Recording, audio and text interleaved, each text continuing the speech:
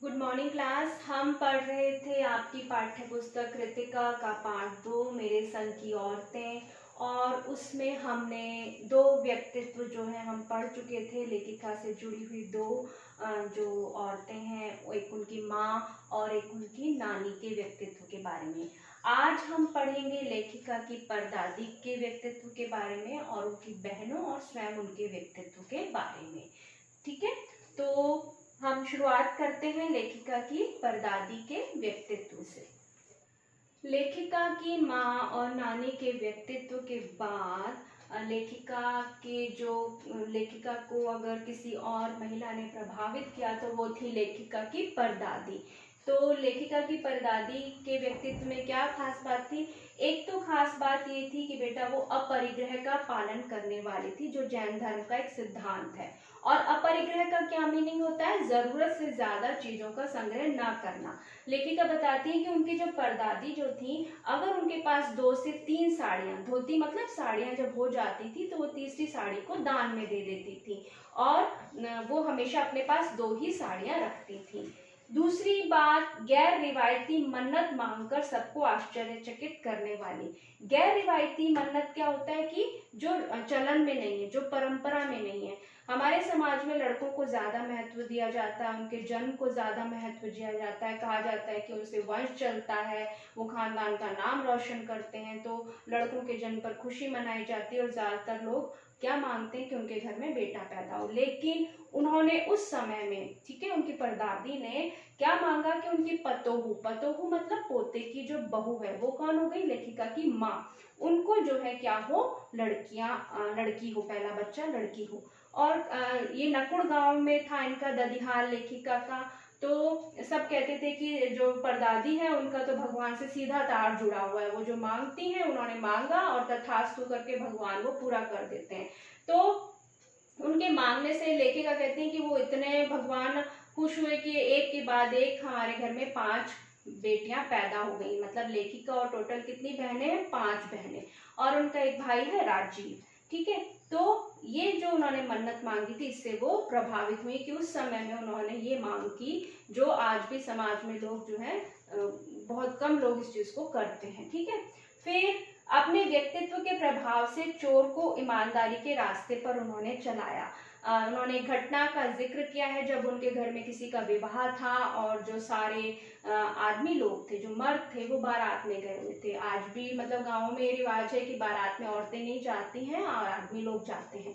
तो सारी औरतें घर पर थी तैयार होकर के, वो लोग तो रात्रि योगा कर रही थी, और उनके जो बाकी जो आदमी लोग थे वो सब गए हुए थे। इस मौके का फायदा उठा करके जो है एक चोर उस घर में, उनके घर में घुस आया, और वो किसके कमरे में गया? दादी के कमरे में, जहाँ वो परदादी सो रही थी। और उनको आहट से पता चल गया कि घर में कोई घुस आया है। उन्होंने कहा कि कौन? तो चोर बोला जी मैं। वो सकपका गया, डर गया। तो उन्होंने कहा मुझे बड़ी प्यास लगी है, मेरा लोटा लो और मेरे लिए कुएं से पानी भर कर लाओ और छान करके भर के लाना, और ये जो कपड़ा मुंह पर बांधा हुआ है इसको कस कर बांधे रखना। तो चोर को बड़ा आश्चर्य हुआ कि इन्हें कैसे पता चला, या अंधेरे में इन्हें कैसे दिखा कि मैंने मुंह पर कपड़ा बांधा हुआ है। फिर बोला जी मैं तो चोर हूँ। तो बोला उससे क्या फर्क पड़ता है, इस समय मुझे पानी में पिलाने वाला है तो भगवान है या तू है, पर मेरा धर्म भ्रष्ट मत करना, उस पानी को छान करके भर के लाना।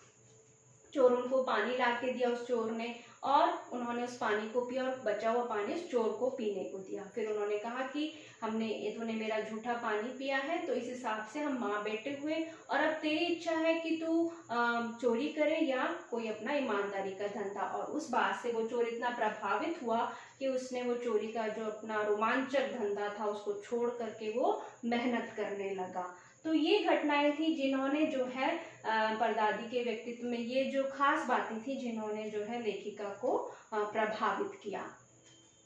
इसके बाद बेटा लेखिका ने अपने बताया कि परदादी के व्यक्तित्व के बाद लेखिका ने बताया कि उनके घर में उनकी जो गैर रिवायती मन्नत उन्होंने मांगी, हमारे घर में एक के बाद एक जो है 5 लड़कियां पैदा हो गई। ठीक है, तो उसमें उनकी पहली बहन, जो सबसे बड़ी बहन है, मंजुल भगत, जो खुद एक साहित्य में जाना पहचाना नाम है, और उनका घर का नाम था रानी। ठीक है, फिर मृदुला घर खुद जो लेखिका है, और इनके घर का नाम था उमा।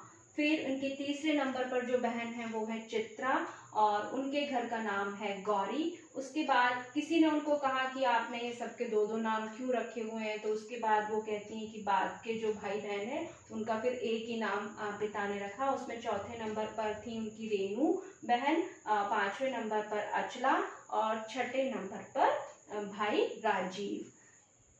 इनमें से बेटा जो मंजुल भगत और मृदुला गर्ग हैं वो तो हिंदी साहित्य लेखन में उनका जाना पहचाना नाम है, और उनके साथ उनके भाई राजीव का भी। और इनकी जो दो बहनें हैं चित्रा और रेणु वो राइटर नहीं है, वो लेखिका नहीं है। उनकी जो पांचवें नंबर की बहन है सबसे छोटी बहन अचला, वो भी लेखन में है, लेकिन वो अंग्रेजी साहित्य में जो है कहानियां लिखती हैं, मतलब अंग्रेजी साहित्य में उन्होंने लिखा है। और बाकी मंजुल भगत, मृदुला गर्ग और भाई राजीव जो उनके थे वो हिंदी साहित्य में जाना पहचाना नाम है।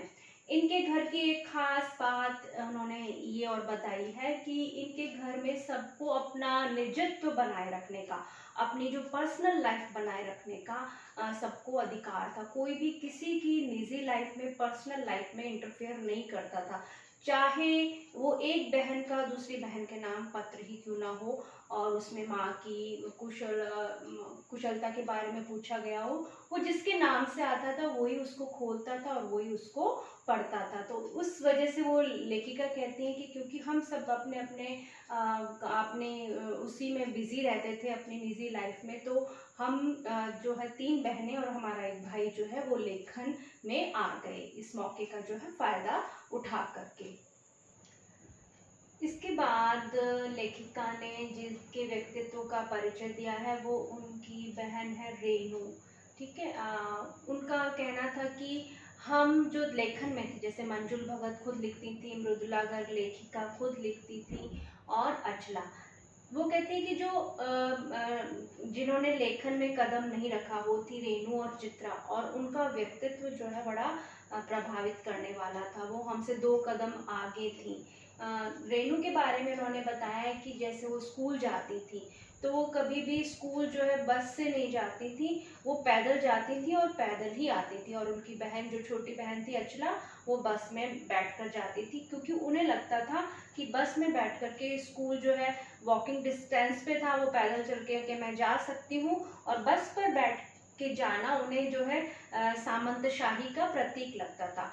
सामंतशाही बेटा एक प्रथा थी इंग्लैंड में राजाओं के समय में, मध्यकालीन टाइम में। ठीक है, उसमें क्या था कि राजा जो है वो सबसे ज्यादा शीर्ष पर होता था, यानी सबसे ऊंचा स्थान राजा का होता था, फिर उसके नीचे बाशिंदे होते थे, वो सामंत होते थे, और सबसे नीचे किसान या दास होता था।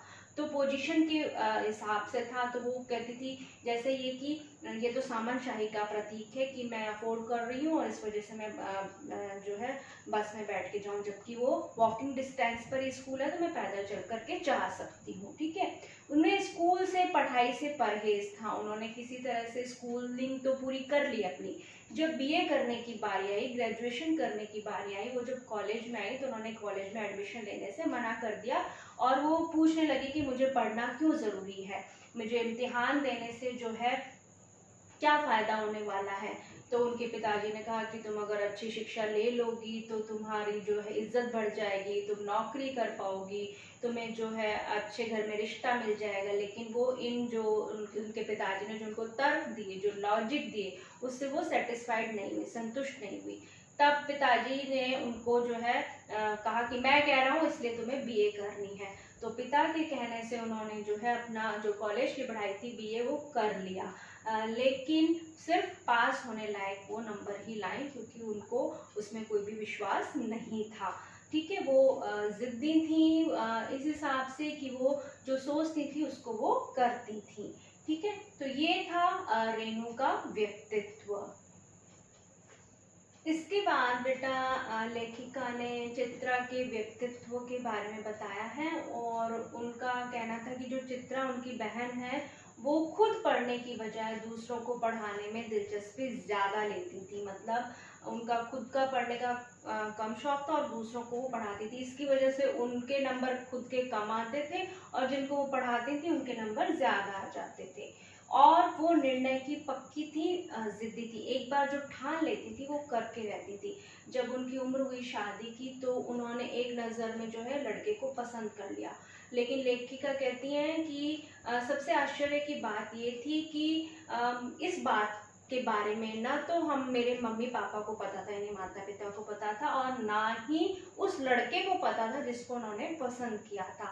लेकिन उनकी शादी फिर उसी लड़के से हुई। तो इस बात पर उन्होंने कहा कि मैंने उस लड़के को पहली ही मुलाकात में बता दिया था कि मैं जो सोच लेती हूँ वो मैं करके रहती हूँ, और उस वजह से उस लड़के ने भी हथियार डाल दिए और उनकी शादी उसी लड़के से हुई। मतलब वो अपने निर्णय की पक्की थी, यानी जो ठान लेती थी वो करके रहती थी। तो उनकी ये बात से वो लेखिका जो है प्रभावित हुई। अपनी चित्रा जो उनकी बहन है उसकी इस बात ने, उनके व्यक्तित्व की खास बात ने लेखिका को प्रभावित किया।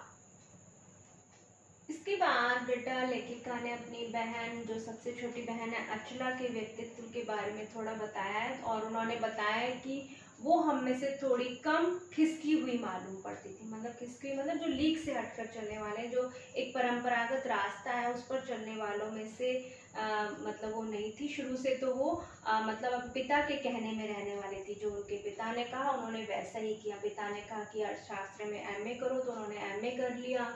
उन्होंने फिर जर्नलिज्म यानी पत्रकारिता की पढ़ाई की। पिता के कहने से उन्होंने शादी कर ली। लेकिन शादी के बाद उनका जो मन है वो घर बार में, गृहस्थी में नहीं लगा। और तकरीबन जब वो 30 साल की हो गई तो उन्होंने जो है लिखना स्टार्ट कर दिया, और वो जो है अंग्रेजी साहित्य की लेखिका हैं। तो ये अचला का व्यक्तित्व था। इसके बाद लेखिका ने अपने व्यक्तित्व के बारे में बताया है, और उसके पीछे एक घटना उन्होंने बताई है, किस तरह से किस पुस्तक का प्रभाव उन पर रहा, और उसको हम अब आगे पढ़ेंगे। इस संस्मरण में बेटा लेखिका ने अपने व्यक्तित्व के बारे में कुछ लिखा है, कुछ बताया है। और उन्होंने सबसे पहले बताया कि जैसे जब वो 9 साल की थी तो अपना जब देश आज़ाद हुआ 15 अगस्त 1947 को, तो काफ़ी जश्न मनाया जा रहा था जगह जगह। इंडिया गेट पर उस वक्त ये दिल्ली में थी, और इनको जो है दुर्भाग्य से उस वक्त टाइफाइड हो गया। और टाइफाइड जो है उस समय में जानलेवा बीमारी समझी जाती थी। तो इनके जो डॉक्टर थे वो उनके नाना के बेस्ट फ्रेंड थे, परम मित्र थे, और उन्होंने इनके पिता को कह दिया कि इनको आप घर से बाहर मत ले जाओ। तो इनके पिता जो है उनको उस जश्न में शामिल होने के लिए नहीं ले गए, और ये रोती रही। वो रो रही थी, इस वजह से उनके पिता ने उनको एक जो है उपन्यास पकड़ा दिया। वो था ब्रदर्स कारामज़ोब। ठीक है, वो कहती है मैं उस वक्त 9 साल की थी, मुझे नहीं पता पिताजी ने मुझे पुस्तक क्यों पढ़ने को दी, लेकिन मैं उनके जाने के बाद मैं उसको पढ़ने में व्यस्त हो गई। उनमें से ज़्यादातर अध्याय मैंने इतनी बार पढ़े उसके चैप्टर, क्योंकि उपन्यास जो होता है वो बहुत सी कहानियों का मिला जुला रूप होता है, संग्रह होता है। मतलब बहुत सी कहानियाँ एक दूसरे से जुड़ी हुई होती हैं, और वो इस तरह से नॉवल का या उपन्यास का रूप ले लेती हैं। तो वो कहती है कि मुझे उस सारे अध्याय जो आपस में मिक्स हो गए, गडमड हो गए, और लेकिन मुझे जो है किताबें पढ़ने का जो मिराक था, एक मानसिक बीमारी जैसे होती है कि मुझे जुनून था कि मुझे पढ़ना है। तो उसमें से कहती है कि मुझे एक अध्याय ने बहुत ज़्यादा प्रभावित किया, और उस चैप्टर में जो है, उस अध्याय में जो है, उपन्यास के उस पार्ट में बच्चों के ऊपर अनाचार या अत्याचार का वर्णन था। तो वो उनके दिमाग पर उसका काफ़ी प्रभाव रहा, और आगे जो उन्होंने अपनी बच्चों के लिए भी उन्होंने लिखा है, कहानियाँ लिखी हैं, तो उसका प्रभाव उस पर देखा जा सकता है। फिर इनकी शादी हो गई। इन्होंने अपनी सारी बहनों के बारे में एक कॉमन बात ये लिखी कि जो है हम लोगों ने शादी की, हम जो है ये बात हम लोगों में खास बात थी कि हमने जो है कभी भी विवाह, जो हमारा जो रिश्ता जो है, शादी जो है, वो तलाक के कगार पर आ गई थी, लेकिन हमने उस रिश्ते को तोड़ा नहीं, हमने जो है उसको निभाया। इसकी एक खास वजह ये थी, उन्होंने कहा कि मैंने अपना जब पहली बार जब मैंने अपना लेखन किया तो उसी उपन्यास में मैंने, उस कहानी में मैंने लिख दिया था कि हम सब बहनों की ये मान्यता थी कि मर्द बदल देने से भी आदमी बदल देते, मैंने एक से तलाक लिया, मैं दूसरे से शादी कर रही हूँ, तो ये जो आदमी बदल देने से जो है समस्या हल नहीं हो जाती है। अगर आप घर में रह कर भी अपनी मर्जी से जीवन जी रहे हो तो आप सही हो, ठीक हो। ठीक है। तो वो कहती है कि हालांकि हमारी जो फैमिली लाइफ है तकरीबन सभी बहनों की सही नहीं रही, लेकिन हमने उस रिश्ते को, शादी को जो है टूटने नहीं दिया। उसके बाद इनकी शादी हो जाने के बाद ये पहले दिल्ली के कॉलेज में पढ़ाती थी, वहाँ की नौकरी छोड़कर ये अपने पति के साथ बिहार के एक छोटे से कस्बे डालमिया नगर में आ गई। अब वहाँ पर क्या था, वो छोटी सी जगह थी और वहाँ पर जो है, जो पति पत्नी भी होते थे, हस्बैंड वाइफ भी होते थे, अगर वो फिल्म देखने भी जा रहे होते थे तो वो एक साथ नहीं बैठते थे। वहाँ औरतें अलग एनक्लोर में बैठती थी और आदमी लोग अलग एनक्लोर में बैठते थे, उनके लिए अलग बैठ, मतलब वो आपस में बात भी ऐसा नहीं करते थे। और ये दिल्ली से पहुंची थी तो वहाँ पर ये नाटक वगैरह करती थी, तो इन्होंने वहाँ की जो शादीशुदा औरतें थी उनको दूसरे आदमियों के साथ नाटक करने के लिए राजी कर लिया। और इन्होंने वहाँ पर बहुत से नाटक किए, प्ले किए, नुक्कड़ नाटक की तरह से, और जो उससे पैसा इकट्ठा हुआ उसको उन्होंने अकाल राहत कोष के लिए वो पैसा उन्होंने इकट्ठा किया। जो अकाल पड़ता था उस एरिया में, तो उन लोगों, उन जरूरतमंदों के लिए वो पैसा उन्होंने उसमें जमा करवा दिया। फिर वहां से इनका ट्रांसफर जो है कर्नाटक के बागलकोट में हो गया। तब तक इनके 2 बच्चे हो चुके थे और वो दोनों स्कूल जाने लायक थे।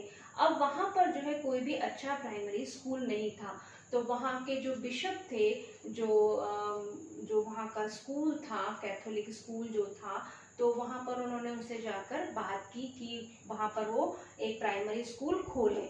तो उन्होंने कहा कि आप मुझे इस बात की गारंटी दो कि वो स्कूल जो है 100 वर्षों तक चलेगा।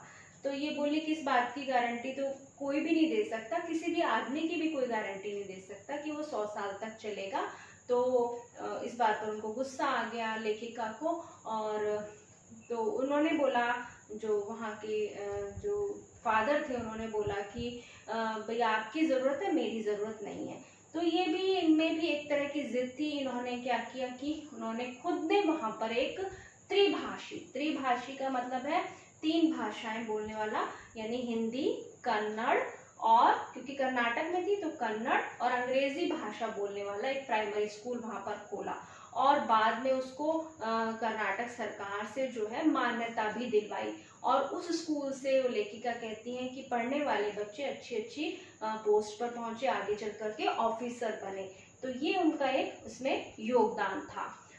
वो कहती हैं कि मैं जिद्दी थी, लेकिन इसी में उन्होंने लास्ट में चैप्टर में अपनी बहन जो रेनू है उसकी जिद्दीपन की एक उन्होंने घटना बताई है कि दिल्ली नगर में काफ़ी बारिश हुई और सबने कहा कि स्कूल वगैरह सब कुछ बंद है, क्योंकि वो पानी काफ़ी ऊंचाई तक भर गया था, इतनी बारिश थी उस वक्त, पानी निकलने की व्यवस्था इतनी अच्छी नहीं थी दिल्ली में। तो लेकिन वो नहीं मानी और वो रेनू जो है पैदल पैदल पानी में भीगते हुए, बारिश में भीगते हुए और पानी में ऐसे करते हुए अपने स्कूल तक गई और खुद देख करके आई कि वो स्कूल बंद है, और फिर वो वापस घर पर आई। तो वो कहती है कि हम शुरू से ही बहनें जो है लीग से हटकर चलने वाली थी, और इसकी वजह थी हमारी नानी, हमारी माँ और हमारी जो परदादी थी, उनके व्यक्तित्व का हम सब पर प्रभाव था। उन्होंने हमें कभी भी मतलब किसी से कम महसूस नहीं होने दिया, और इस वजह से हमारे अंदर भी जो है हीन भावना नहीं आई, मतलब एक इंफीरियरिटी कॉम्प्लेक्स हमारे अंदर नहीं आया।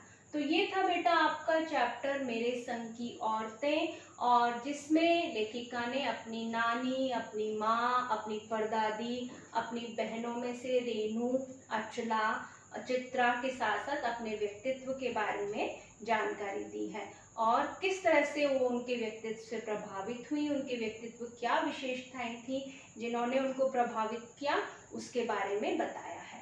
तो मुझे उम्मीद है कि आपको ये पाठ अच्छे से समझ में आ गया होगा।